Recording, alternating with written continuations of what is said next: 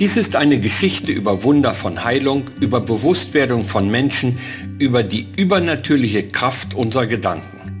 Es gibt bekanntlich viele hoffnungslose Fälle, bei denen die Schulmedizin nicht mehr weiterhelfen kann. Aber es gibt auch bei uns inzwischen im deutschsprachigen Raum Heiler und Geistheiler. Natürlich können nicht alle helfen. In der Schweiz am Bodensee lebt einer der bekanntesten und erfolgreichsten Geistheiler unserer Zeit. Manche bezeichnen ihn sogar als modernen Exorzisten, als Bewusstseinstrainer und als Medium. Jeder Mensch hat prinzipiell eine Aufgabe hier auf der Erde. Wir sind alle inkarniert, weil wir jeder Einzelne eine Aufgabe haben. Meine Aufgabe wurde mir mitgeteilt durch die geistige Welt. Meine Aufgabe ist es, den Menschen zu erwecken, mehr Bewusstsein zu erlangen, um dadurch sich selber heilen zu können. Weil wir alle haben die Fähigkeit, uns selber zu heilen. Jeder Mensch ist der geborene Heiler seines eigenen Körpers. Und wir können das alle selber. Letztendlich werden wir jedoch alle blockiert durch verschiedene Umstände, auf die ich jetzt hier nicht näher drauf eingehen kann, aus Zeitgründen. Aber in jedem Menschen steckt ein Heiler. Wir können uns alle selber heilen. Und meine Aufgabe ist es, das zu erwecken im Menschen. Wir wollten dem Phänomen Geistheiler Sananda einmal genauer nachgehen und fragen deshalb diejenigen, die es wirklich wissen müssen, seine Klienten. Wir wollten wissen, halten Sie den Geistheiler Sananda für einen Heiler mit außergewöhnlichen Fähigkeiten? Wer sonst als seine Klienten könnten darüber am besten Auskunft geben? Wir sind hier jetzt mit Karin und Thomas aus München. Und liebe Karin, ich wollte dich fragen, jeder Mensch hat unterschiedliche Herausforderungen im Leben. Manchmal sind es seelische Probleme, manchmal sind es konkrete Krankheiten, andere große Umwälzungen. Worum ging es bei dir, wo du gemerkt hast, ich muss einen neuen Ansatz, einen neuen Weg finden? Ja, also bei mir ging es um einen großen Trennungsschmerz, den ich hatte, nachdem ich mich von meinem Lebenspartner getrennt habe nach 17 Jahren. Und ich hatte einfach eine riesengroße Traurigkeit in mir, war nicht depressiv, aber ich konnte nicht loslassen. Ich konnte mein Leben nicht mehr alleine leben. Hattest du das Gefühl, dass du ein bisschen aus der Bahn geworfen warst? Ja. Und auch irgendwie, sagen wir mal, leicht blockiert warst energetisch oder ja, ich war oder energielos in gewisser Weise. Wahrscheinlich hast du funktioniert. Sehr energielos, ja, genau. Ja. Und was hast du dann am Anfang mal probiert, wie du damit umgehst? Bist du joggen gegangen, bist du nach Bali gefahren oder bist du zu einem Psychologen gegangen oder was? Ja, ich bin zu einer Psychologin und Heilerin gegangen. Die hat dann auch mit mir gesprochen, aber das hat keine große Wirkung. Ich habe mich an dem Tag vielleicht gut gefühlt, aber grundsätzlich mein Herzschmerz, der war nicht weg. Der war immer noch da. Und was hast du dann gemacht? Wonach hast du geschaut? Ich habe mich im Internet ein bisschen umgeschaut, habe da was über Geistheilung gelesen zufällig und habe auch eine andere Geistheilerin zuerst mal in meiner Nähe angerufen und die hat dann aber auch blockiert. Die wollte mir nicht helfen. Warum, weiß ich bis heute nicht. Vielleicht, weil sie nicht helfen konnte auch. Vielleicht, weil nicht jeder Heiler kann ja für jedes... Ja, im Nachhinein denke ich, das hat mich dann zu Sananda gebracht, weil dann habe ich mich eben nochmal im Internet informiert und umgesehen. Und was ist dann passiert? Wie häufig hast du ihn aufgesucht? Hast du an einem Seminar teilgenommen? Eine private Beratung, Fernbehandlung? Was ist sozusagen äußerlich passiert, bevor wir zum Inneren kommen? Das war nur über Internet. Wir haben einmal telefoniert, wo wir 1 Stunde gesprochen haben und danach haben wir nur noch über E-Mail miteinander kommuniziert. Aha. Und was hat das für dich bedeutet? Denn das ist ja erstaunlich, dass man sagt, man telefoniert 1 Stunde miteinander und dann über E-Mail. Hat er dir Übungen angeboten? Hat er selber Fernheilung gemacht? Was hast du das Gefühl, wie hast du das erlebt? Das kam erst später. Also zuerst habe ich ihm ja den Auftrag gegeben, von mir aus, dass er eine Heilung macht bei mir. Und er hat dann eben auch gesagt, dass er das machen wird, hat mir aber den Zeitpunkt nicht genannt genau. Ich habe das aber dann gespürt. Ah ja. Woran hast du es gespürt? Hast du dich leichter gefühlt oder eine gewisse Nein, das war Anregung? Oder massiv gespürt. Ich war, also das war, wo ich geschlafen habe, um 22 Uhr nachts, habe ich plötzlich eine unglaubliche positive Energie gespürt. Also, das war nicht der Thomas neben dir? Nein, da hatte ich den Thomas noch Also, nicht gekannt. Und das war wirklich eine Heilungsenergie. Die hat, also ich kann das schwer beschreiben. Das hat mein ganzen... Ich merke, dass es dich jetzt noch bewegt, wenn du dich daran erinnerst, wenn du es nochmal... Ja. Das heißt, du hast eine intensive, wohltuende Heilungsenergie gespürt. Und was ist dann in den nächsten Tagen, Wochen oder Monaten passiert? Wie lange ist das her? Über Tage. Ich konnte, also über Tage habe ich wie ein Baby geschlafen erstmal. Also da habe ich einfach gespürt, das ist dieser Heilungsprozess, den der Sananda auch beschreibt, wenn er heilt. Einfach eine unglaubliche Wohlfühlenergie. Und da habe ich das zuerst mal gemerkt. Und dann habe ich 1-2 Monate erstmal nichts Großartiges gemerkt. Aber dann ging es schon los im Folgejahr. Das war eben im November, habe ich ihn beauftragt. Und im Januar ging es dann schon los, dass ich jemanden kennengelernt habe und dass ich einfach dass du eine neue Perspektive entwickelt hast, dass du dich nicht abgeschlossen hast, mehr im Schmerz gefangen warst, sondern gesagt hast, ich gehe wieder raus ins Leben. Genau, plötzlich hat sich alles irgendwie gefügt und ich habe also ein Jahr des Glücks erlebt, wie noch nie in meinem ganzen Leben. Also ein Jahr der Liebe. Und wann war das? In welchem Jahr war das? Jetzt 2015. Ach so, in diesem Jahr? Ja. Und da habt ihr beiden euch auch kennengelernt? Ja, haben wir uns auch kennengelernt. Es ist so schön, Thomas, dass du mit dabei bist, auch wenn du jetzt kein Mikrofon hast, weil man merkt, dass da doch eine Harmonie ist und eine seelische Unterstützung da ist.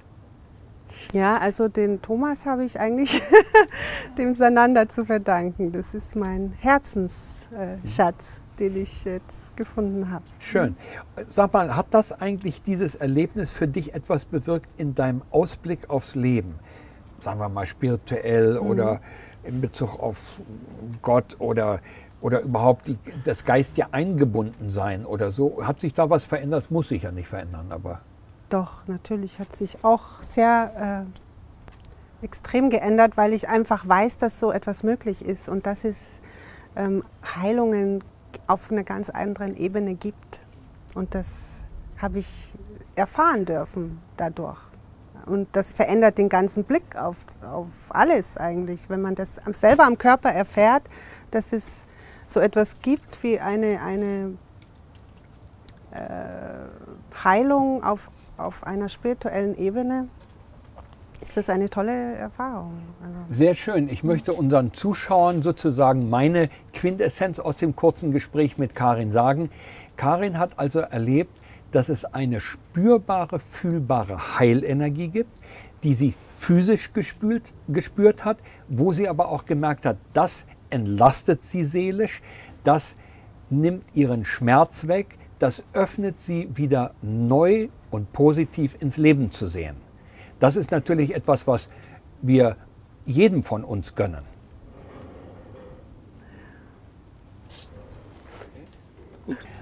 Aus Lübeck ist Dorothee zu uns gekommen, immerhin 10 Stunden Autofahrt bis zum Bodensee mit mehrfachem Umsteigen.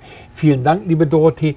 Was war deine Thematik, deine Problematik? Du bist Mutter von 4 Kindern, du bist berufstätig, du stehst voll im Leben. Warum hast du nach Hilfe gesucht? Ja, es ging seit letztem Jahr Sommer habe ich das vermehrt gespürt, dass ich punktuell wie so einen Energieentzug hatte. Meistens, wenn ich unter Leuten war oder in wichtigen Gesprächen, das fühlte sich dann so an, dass ich keinen klaren Gedanken mehr denken konnte. Ja. Eine Orientierungslosigkeit, ja, wie apathisch oder als wenn ich so die Schwingung im Raum so in mich aufgenommen habe oder so. Also das heißt eigentlich, Dorothee, es mag zwar vielleicht psychische, seelische Ursachen haben, aber wie sich's ausgewirkt hat, war, du warst nicht mehr klar in deiner Energie, in deiner Artikulation und so weiter. Genau. Und wie bist du dann aufeinander gekommen? Bist du nicht erst irgendwie vielleicht zum Psychologen gegangen oder ich glaube Supervision oder Ähnliches? Nee, ich habe mal eine Supervision gemacht, aber mit sowas wäre ich nie zu einem Psychologen oder so gegangen. Das wäre mir zu peinlich gewesen. Gut, wie bist du dann aber aufeinander gekommen dann? Ich hatte mir irgendein Video auf YouTube angeguckt und habe da an der Seite da einen Kontakthinweis oder sowas gefunden. Ein Video mit Sananda gesehen und habe das angeklickt und das hat mich angesprochen. Und dann hast du Kontakt aufgenommen, bist du zu ihm hingefahren oder habt ihr telefoniert oder E-Mail? Was ist dann passiert? In kurzen Worten, einfach rein äußerlich. Ich habe ihm eine E-Mail geschickt und habe ihm meine Problematik geschildert. Genau. Und ja, habe dann erstmal abgewartet. Ich habe für mich so gesagt, das ist mein letzter Strohhalm, ansonsten kann ich hier einpacken. Also so kann ich das nicht machen. Er hat dann dir geantwortet irgendwann mal und was hat er gesagt? Hat er gesagt, ich schicke dir Fernheilung oder kommen Sie zu mir in die Praxis oder was? Er hat mir geantwortet und hat gesagt, er will erstmal gucken, ob er da was für mich tun kann. Und dann schrieb er mir kurzerhand zurück, dass es da wohl Besetzungen gab, aber die könnte er lösen, wenn ich das wollte. Und das wollte ich dann auch, das war mir wichtig. Und ich habe dann eigentlich ziemlich schnell eine Veränderung gemerkt. Wann war das ungefähr? Das war Mitte Januar. Also vom guten halben Jahr oder genau. 8, 9 Monaten. Das heißt, er hat eine Art Fernheilung oder Geistheilung, wie immer man das nennen will, gemacht. Und innerhalb welcher Zeit hast du eine Veränderung gespürt? Also konkret habe ich das wahrscheinlich die Zeit 1:1 gemerkt. Ich saß damals in einem Gespräch, in einem wichtigen, und hatte auf einmal ganz klare Gedanken. Ja. Und ich hatte 6 Wochen vorher so einen Tubenkatarrh, der auch mit Spülung und so nicht wegging. Tubenkatarrh heißt, dass man nicht richtig hören kann. Genau, da sind die Ohren zu. Ja. Und es machte auf beiden Ohren Knack und es war alles frei. Und dann hat sich das also verändert. Wie lange hat es gebraucht, bis du gemerkt hast, ich bin jetzt wieder ganz gut in meiner eigenen Kraft? Hast du noch eine weitere Behandlung gemacht, eine weitere Fernheilung? Nein, es war keine weitere Behandlung. Ich habe gemerkt, dass die Kraft immer mehr zunimmt. Also dass ich auch für mich selber klarer werde und auch klarer zu mir selber stehen kann. Hat diese Erfahrung für dich bedeutet, dass du einen anderen Zugang zur geistigen Welt hast? Ja. Nun muss ich sagen, den Zugang hatte ich schon als Kind immer. Er ist mal verschütt gegangen, weil sich mein Gottesbild total geändert hat. Und ich habe aber die Energie immer gemerkt. Durch Sananda bin ich da wieder dazugekommen und habe wieder neues Vertrauen in das Leben gehabt. Hast du das Gefühl, dass diese Verbesserung, die Veränderung anhält oder ist die abgeschlossen? Oder geht das noch langsam weiter immer? Ich habe das Empfinden, dass das zunimmt. Dass ich noch mehr in meine Kraft komme. So. Sehr schön, das wünschen wir dir auch. Alles Liebe und Gute. Schön, dass du mit dabei warst. Danke sehr. Danke, bitte. Wir haben jetzt zum Gespräch Hugo aus der Schweiz, aus Luzern, der einen ganz interessanten Beruf ausgeübt hat, nämlich als Butler. Und er hat mir erzählt, dass es dabei auch darauf ankommt, zu wissen, wann man nicht spricht. Jetzt wollen wir miteinander sprechen, lieber Hugo. Wenn ich hineinplatze, wir kommen auf das Wie und Warum später. Wie hat sich das für dich angefühlt vor der Behandlung und Heilung mit Sananda und nachher? Ich weiß, dass wir springen, aber... Gut. Ich muss sagen, das waren Welten für mich.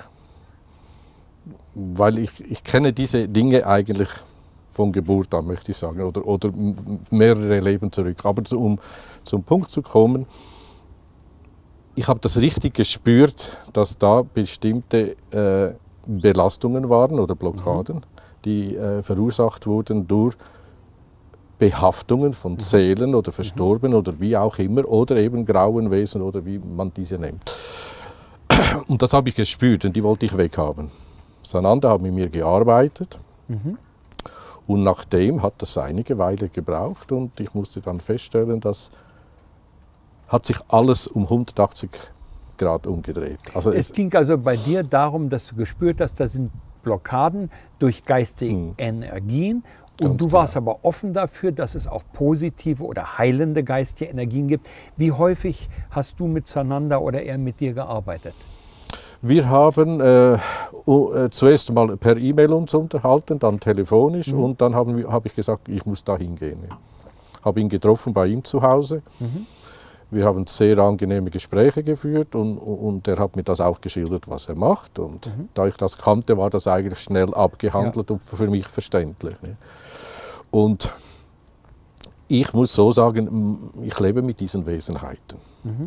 Aber es gibt halt eben Wesenheiten, die uns stören möchten.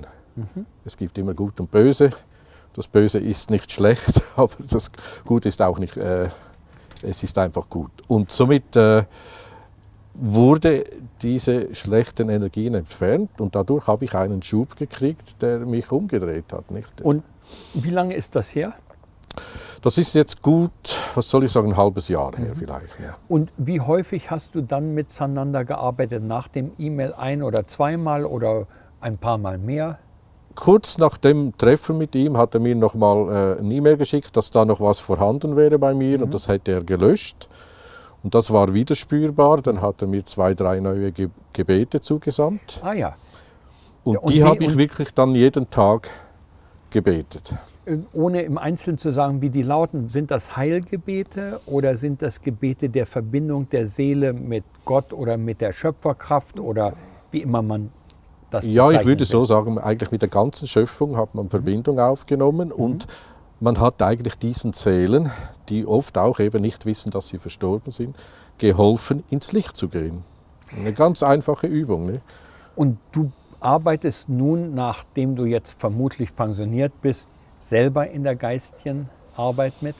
Ich versuche mich eigentlich auf dem Heilerischen zu betätigen, aber da muss ich natürlich vorausschicken, ich werde nie ein Heiler sein. Der Heiler ist der Mensch selbst, den ich behandle, oder Gott, der das durch mich aber als Kanal... Aber du spürst, dass du durch Genau. dich Heilkräfte fließen können, die du anderen auch zukommen lassen kannst. Das ist auch spürbar, schon als Rückmeldung von den anderen Menschen. Die kommen auf mich zu, obwohl ich ja nicht irgendwo Annonciere oder annonciere so. Ja. oder so weiter. Und die sagen, ja Hugo, du weißt doch immer was, du kannst mir helfen. Und wenn ich dann eben sage, okay, dann machen wir was, dann funktioniert es.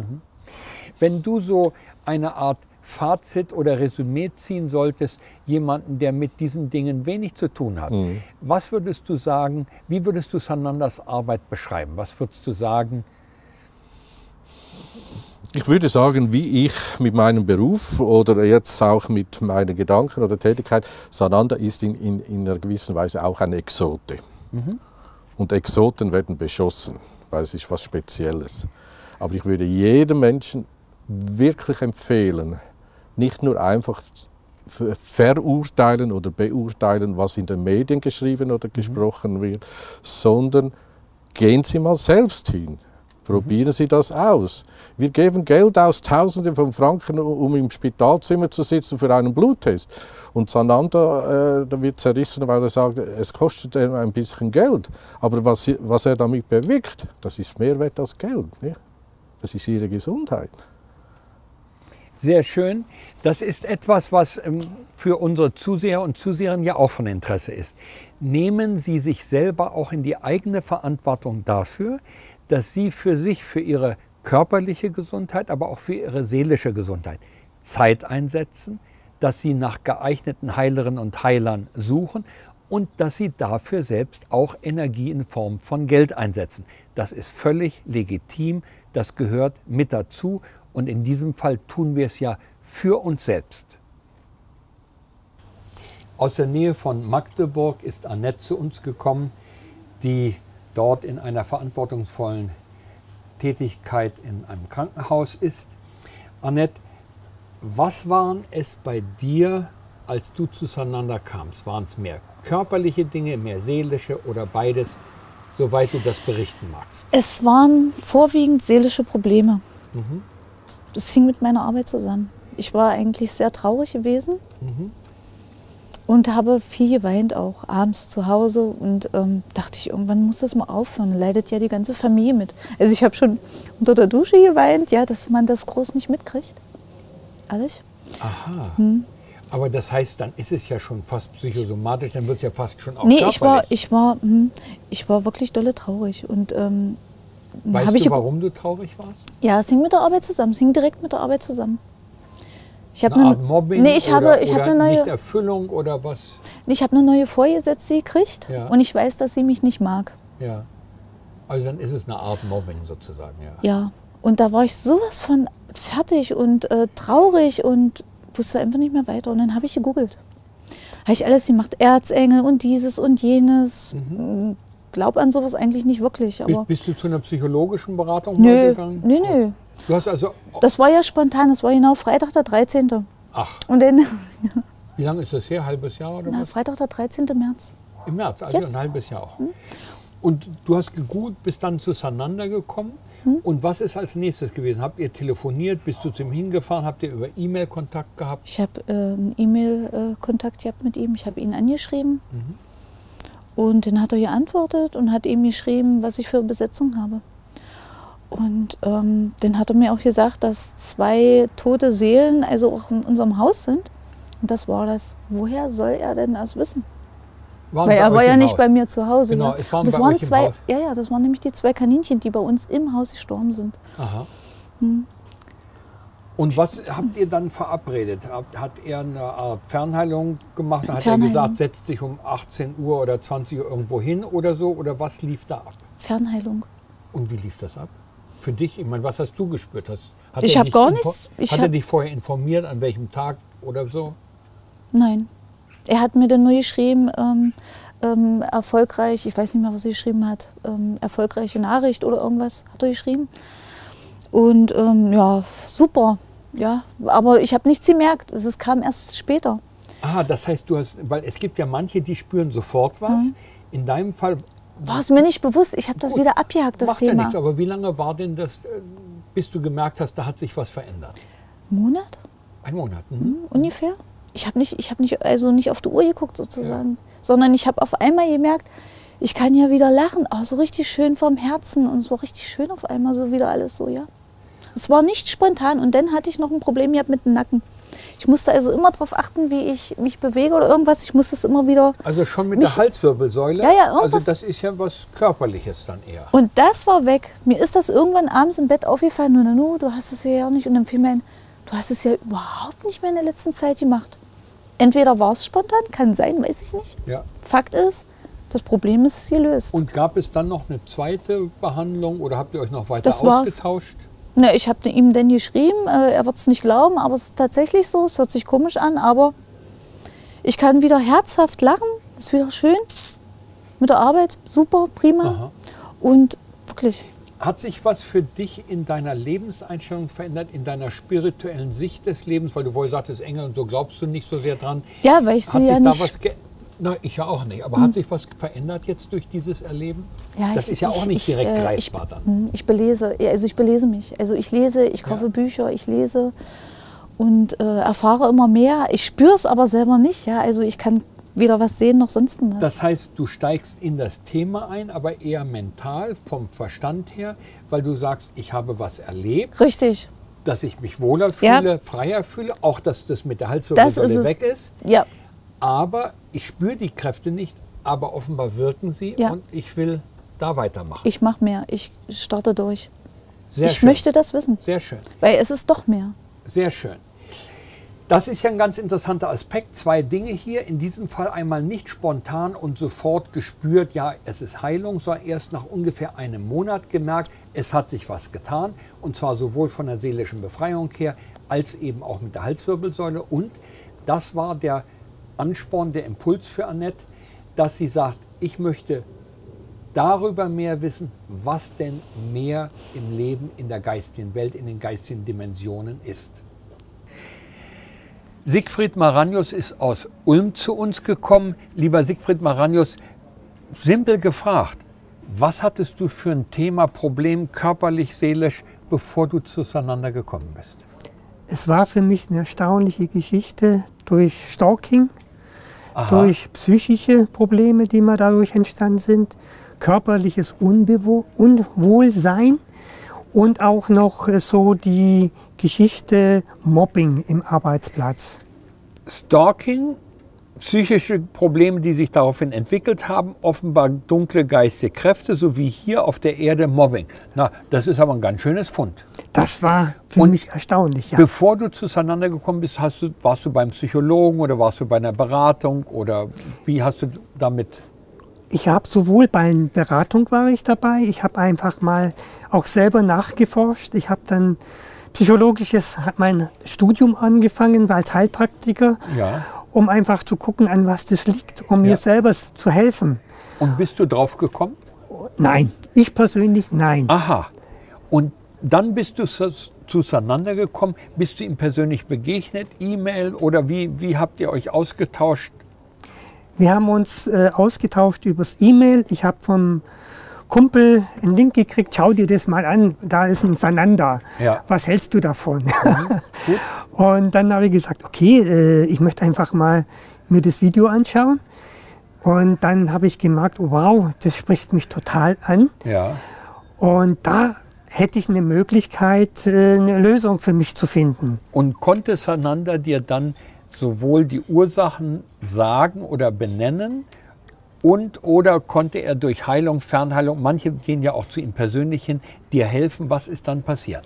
Also wir haben dann die Fernheilung mitgemacht, ja, und er hat mir dann geschrieben, wo dann die Ursache sind, also wo dann die Besetzungen sind, ja, und was für welche Besetzungen. Und als ich das E-Mail gelesen habe von ihm, ist mir das so klar geworden, sage ich, ja, jetzt endlich ist mir der Groschen gefallen. War das für dich also stimmig? Wir müssen nicht im Einzelnen sagen, was es war, das ist ja sehr privat, aber du hattest das Gefühl, aha, hier gibt es einen Einblick oder Ausblick, das passt für dich. Richtig, das war für mich so stimmig und hat mich erstmal erschrocken, dass ich sowas überhaupt habe. Ja? Wie lange ist denn das her ungefähr? Also vom Sananda her habe ich jetzt das halbe Jahr hinter mir. Und jetzt mag ich einfach, weil das schon sehr, sehr lange geht, dass ich ja auch mitarbeiten musste, um das einfach zu verarbeiten. Also es ist nicht so, dass man einfach bloß eine Pille nimmt und sagt, okay, damit hat sich's, sondern man muss ja mit weiterhin darauf arbeiten und an sich selber arbeiten, weiterhin. Das heißt, du hast durch Sananda Hilfe bekommen, aber auch gemerkt, dass du selber in die Eigenverantwortung, in das eigene Aufarbeiten gehen musst. Richtig, ja. Ja. Was für einen Ausblick hast du? Du bist ja, glaube ich, auch spirituell unterwegs, auch wenn wir das nicht ganz im Einzelnen eingehen. Du hast ja gemerkt, dass du auch noch andere Aufgaben hast im Leben vielleicht. Ja, also es sind schon noch andere Möglichkeiten. Also es öffnet sich gerade irgendwelche Türen für mich, wo ich einfach merke, dass hier eine Geschichte abläuft, wo ich sage, okay, hier kommen ganz neue Energien auf mich zu. Weil du gemerkt hast, im Vorgespräch hatten wir es kurz angesprochen, dass du in früheren Leben eine bestimmte Rolle hattest und bestimmte Aufgaben hattest. Es führt zu weit, das auszubreiten, und du merkst, dass du da aber jetzt weitermachen musst. Ja, also das ist einfach ein Portal, das sich geöffnet hat und merke, aha, vieles ist stimmig und ich kann schon einige Dinge sehen, die dazu praktisch parallel laufen, damit ich hier weiß, aha, hier ist es genau eingehakt, wie ich so schön sage, und sage ich, das ist so stimmig, da will ich weitermachen. Zum Schluss, lieber Siegfried Maranius, hast du das Gefühl, dass seither auch für dich als Heilpraktiker deine Arbeit als Heilpraktiker sich verändert hat? Ja, das heißt also in dem Sinn, dass ich ja immer wieder den Heilpraktiker nie abgeschlossen habe. Ja? aufgrund dieser Geschichte. Aha, das heißt, du bist noch dran. Ich bin dran, aber ich konnte nie den Abschluss machen, weil mich irgendjemand was damals gehindert hatte. Das heißt, das ist sozusagen noch vor dir. Da wünschen wir dir alles Gute dazu. Ganz interessant, was wir hören von Siegfried Maranius, Fernheilung, Geistheilung mit Sananda hat bei ihm auch gewirkt. Er hat aber auch gemerkt, dass er selbst mittun muss. Also Eigenverantwortung, selbst an sich weiterarbeiten, ist auch ein wichtiger Aspekt. Janine, danke, dass du aus Zürich hierher gekommen bist zu uns. Janine, um welche Themen ging es bei dir, bevor du zu Sananda kamst? Ja, also ich muss ein bisschen ausholen. Eigentlich ging es ja um meine Tochter, meine ältere Tochter. Die ist vor gut 3 Jahren an einer Niereninsuffizienz erkrankt. Und die musste dann an die Dialyse. Ja. Und so habe ich angefangen zu recherchieren was im es für Internet, Alternativen gibt. was es für Alternativen gibt und so. Und bin dann halt immer weiter da reingekommen in das Thema, also eben geistige Heilung. Auch das, Ja. genau, habe gesucht und ja, ich war natürlich auch verzweifelt. Ja. Und ich habe einfach immer an ihre Heilung geglaubt, also bis jetzt. Und hat Sananda bei ihr geheilt oder bei dir? Er hat bei meiner ganzen Familie, also ich habe meine ganze Familie quasi bei ihm, mit ihm verbunden? Ja, also er hat meine Kinder, meinen Mann, Mutter, bei dir etc., ging es um ein Brüder. Handekzem, bei deiner Tochter um eine Niereninsuffizienz? Ja, also das Handekzem war ja im Prinzip nur so eine Nebenerscheinung, mit dem ich ja schon seit mindestens 20 Jahren gekämpft habe. Aber wenn wir einfach mal sagen, was hat sich denn verändert? Hat sich für dich, du hast offenbar kein Handekzem mehr. Nein, das war ich sehe keins mehr. Über Nacht ist das verschwunden, Das ist nach über der Nacht verschwunden von Sananda. Und genau. wie ist es für deine Tochter? Meine Tochter ist zwar immer noch an der Dialyse, jedoch haben sich schon einige Dinge verbessert. Ja. Nicht nur jetzt körperlich, sondern auch, also unser Verhältnis war auch sehr schwierig dann. Und das hat sich dann auch sofort, nachdem Sananda uns alle behandelt hat, hat sich das auch wieder, am nächsten Tag habe ich eine SMS von ihr gekriegt, Mami, können wir mal wieder was abmachen? Und ich war total erstaunt, weil sie wusste nichts von der Behandlung. Aha, das war eine Fernheilung, eine geistige Fernheilung. Genau. Für dich auch geistige Fernheilung oder bist du bei Sananda gewesen persönlich? Nee, nur aus der Ferne. Und bei dir also über Nacht das Ekzem weg, ja. Für deine Tochter, dass der Kontakt zwischen dir und ihr wiederhergestellt wird? Wurde wieder viel besser, genau. Was hast du denn für ein Gefühl, wie es mit deiner Tochter weitergehen kann? Wirst du Sananda noch bitten darum, dass er weiter für deine Tochter versucht? Ich denke, er hat schon das getan, was nötig ist für ihre Heilung.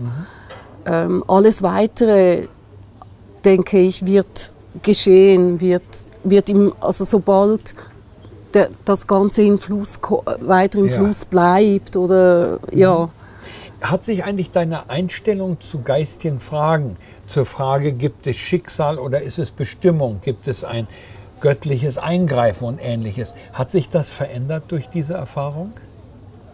Ja, es hat seit seiner Behandlung hat sich sehr viel verändert in meinem Bewusstsein.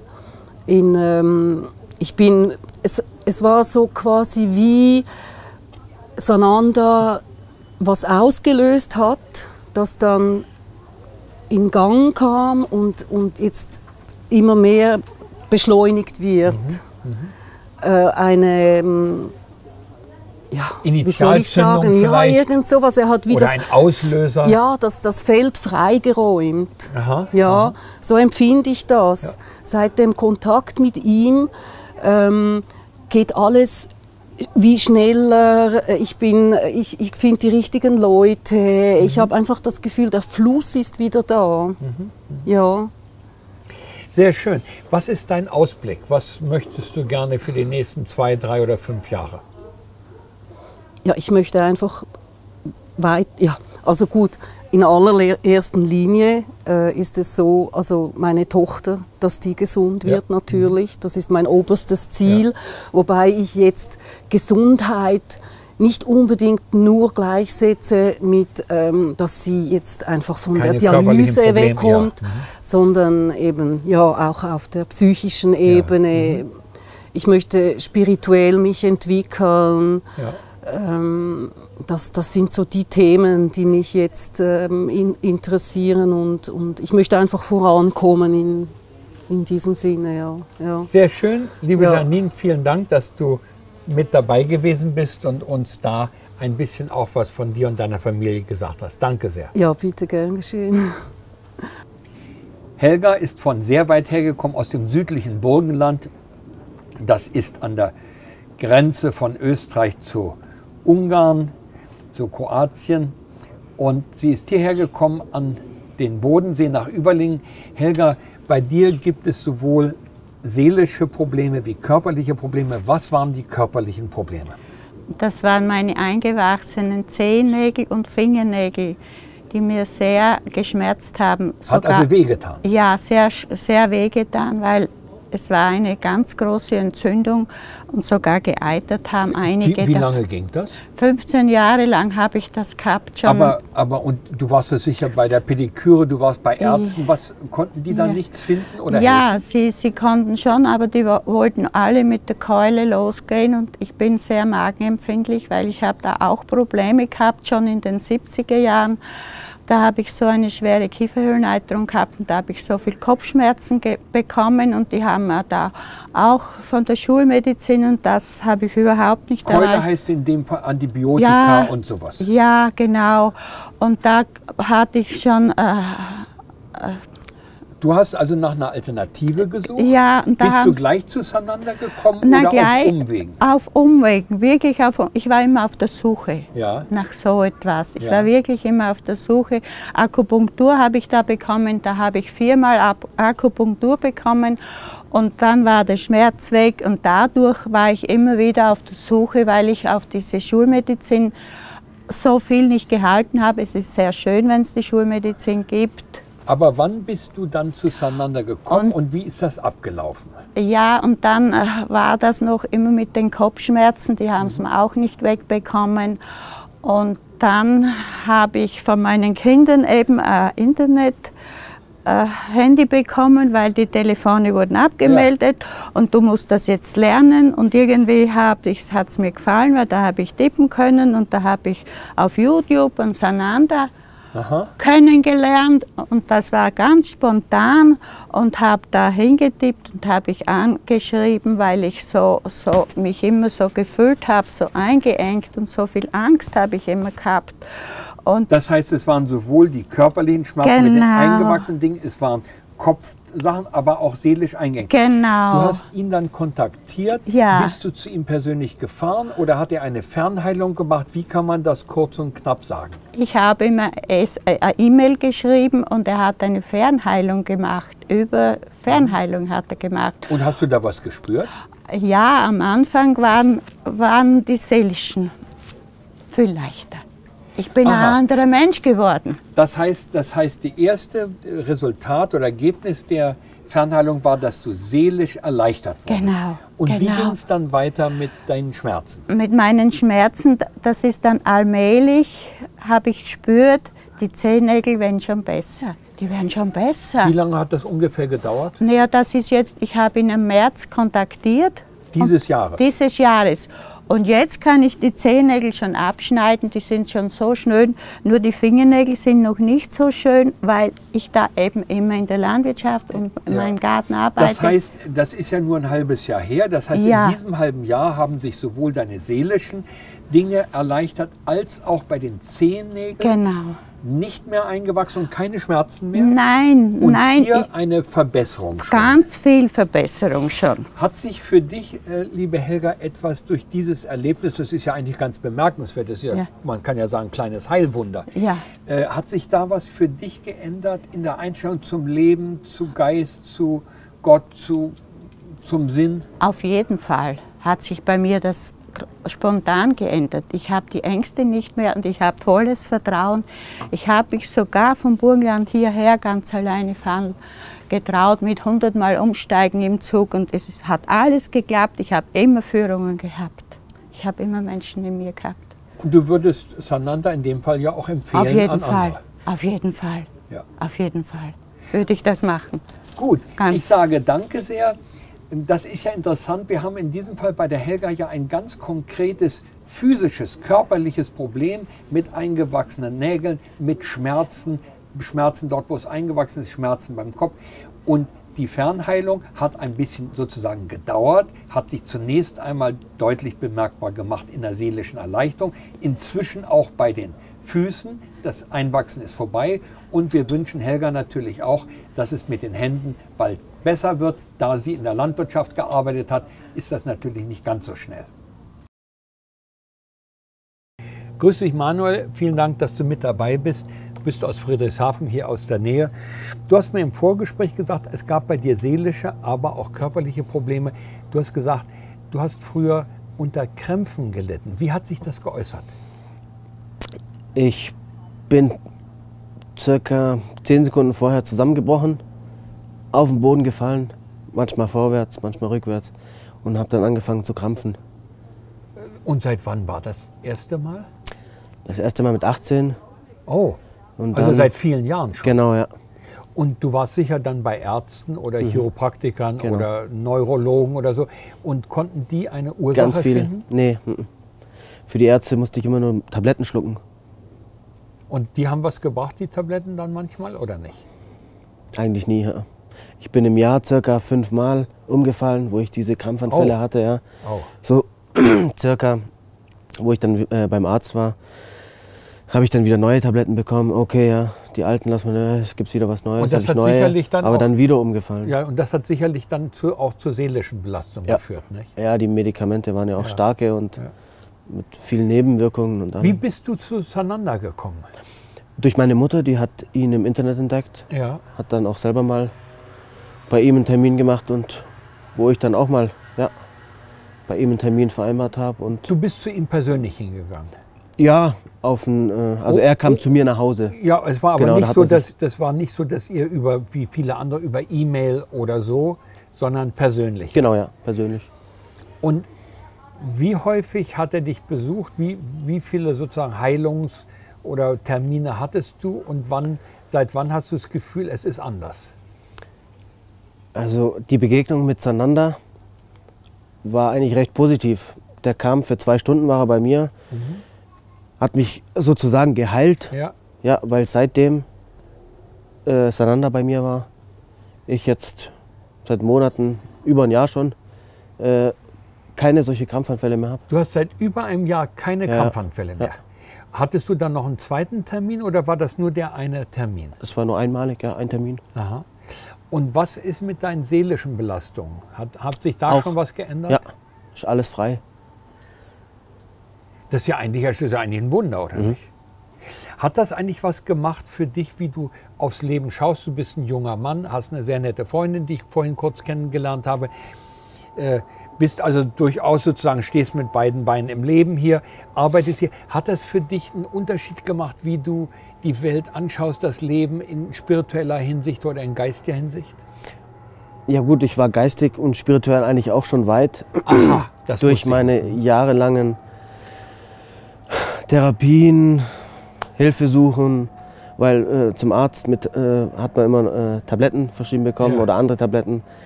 Da habe ich eigentlich großartig gar keine Hilfe gesehen. Aha, das heißt, du hast früh gemerkt, Achtung, der normale Weg Genau. funktioniert nicht, es Genau. muss eine andere Ebene geben. Genau. Betest du persönlich zum Beispiel oder meditierst du oder gehst du raus in die Natur und genießt die Harmonie oder was machst du, um diese Verbindung zu halten? Ehrlich gesagt alles. Ich meditiere ab und zu, bin viel mit Gott verbunden, viel in Liebe, Aha, also viel Spirituelles. aha.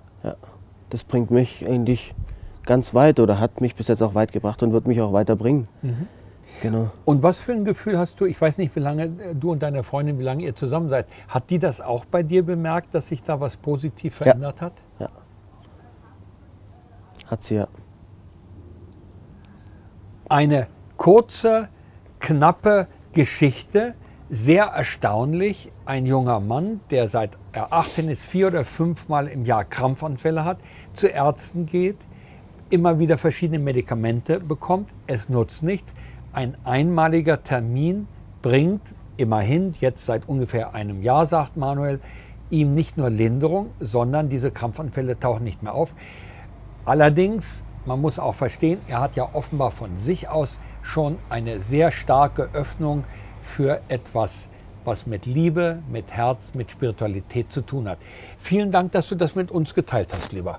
Ich sage danke. Gerne. Alles Gute auch für deine Freundin. Dankeschön. Servus, danke. Dankeschön. Grundsätzlich gibt es natürlich die Möglichkeit, jemanden sofort von einer, ich sage jetzt mal, Krankheit zu befreien. Das ist durchaus im Bereich des Möglichen.